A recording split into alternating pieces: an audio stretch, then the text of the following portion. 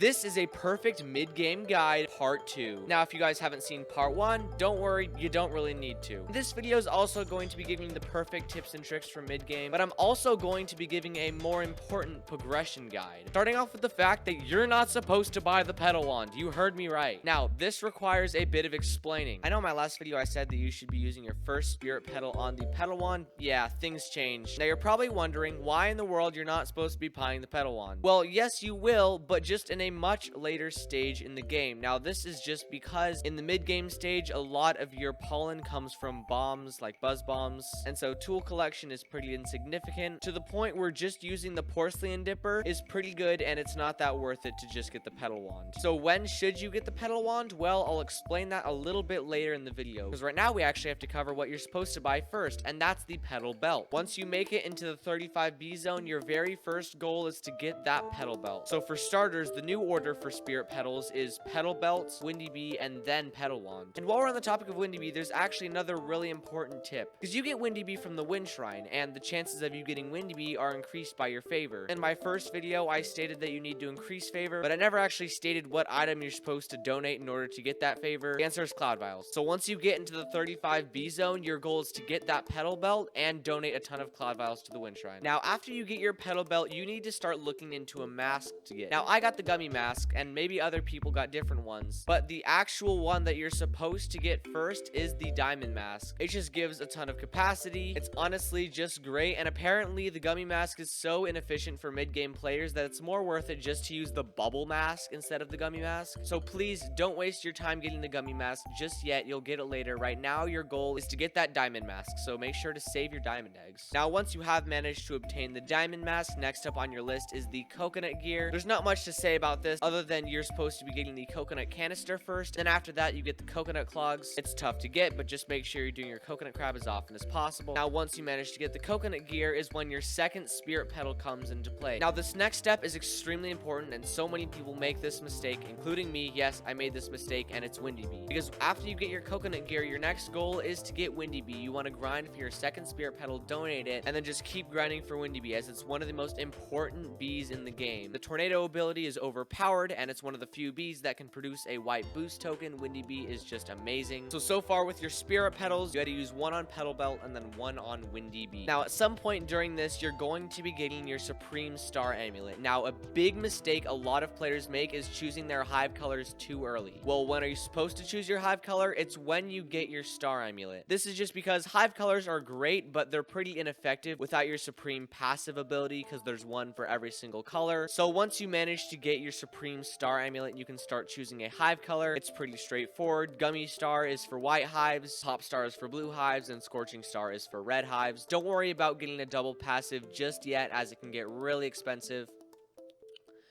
Now, next up is the final step, which you're going to be using to actually enter endgame, and that's the gummy boots, which is one of the final items on this list that you're supposed to be getting. So make sure to get those gummy boots after you've done everything else. Also, this is the stage where you can finally get the pedal wand, but if you're a macroer, you actually can skip it and just go straight to your endgame collector. There's so much more to cover, but I'll cover all of that in my endgame guide. So thank you so much for watching, guys. Thank you to all these people for helping me out with this mid-game guide, especially this dude. And with that said, I'll see you guys later. Thanks for watching.